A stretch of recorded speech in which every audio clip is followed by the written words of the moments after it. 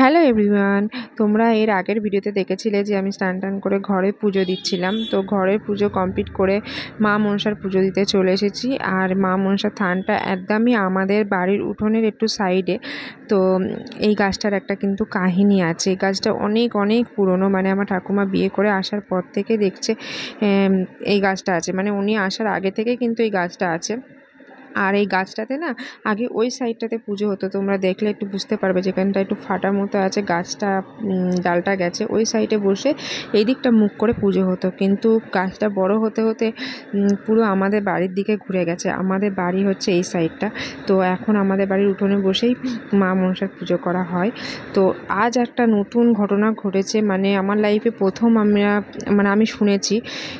তোমরা কেউ যদি আগে শুনে থাকো এরকম ঘটনা কোথাও, তাহলে আমাকে একটু কমেন্ট করে প্লিজ জানিও। আজকে আমি যখন পুজোর শেষে শাঁখ উলু বাজাচ্ছিলাম, তো মানে উলু দিচ্ছিলাম তখন একটা কুকুরও আমার সাথে উলু দিচ্ছিল। যেহেতু বোন ভিডিওটা করছিল, তো ওরও অতটা ও বুঝতে পারেনি যে উলুটা দিচ্ছে, যখন কুকুরটাকে ভিডিওতে নিয়ে আসতে পারিনি। তবে তোমরা শুনলে ঠিকই বুঝতে পারবে যেটা কুকুর উলু দিচ্ছে। এটা তো আমি প্রথম শুনলাম। আর আমাদের এই মা মনসা কিন্তু খুব জাগ্রত। তো পরে আর কুকুরটাকে আমরা দেখতে পাইনি, কেননা আমি পুজোর মধ্যে ছিলাম, পুজোর মধ্যেই পুরো ধ্যানটা ছিল, আমি আর অন্যদিকে খেয়াল করিনি। পরে পুজো দিয়ে যখন উঠেছি তখন বোন বলছে, দেখ কুকুর উলু দিচ্ছিল দিদি। তো তারপর আমি অনেক দেখলাম যে কুকুরটা চলে গেছে, আর দেখতে পাইনি, না হলে তোমাদের সাথে শেয়ার করতে পারতাম। কিন্তু এটা সত্যি যে কুকুরই উলু দিচ্ছিল, তোমরা আওয়াজ শুনলে নিশ্চয়ই বুঝতে পারবে।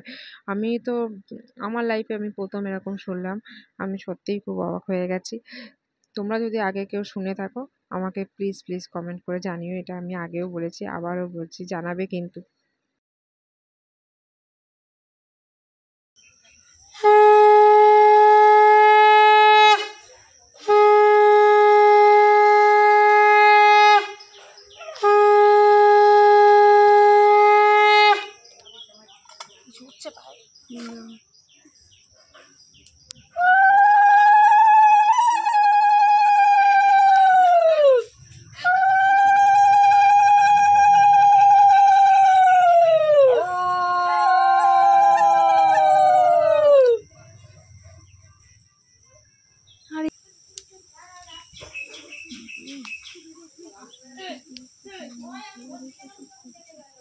আস্তে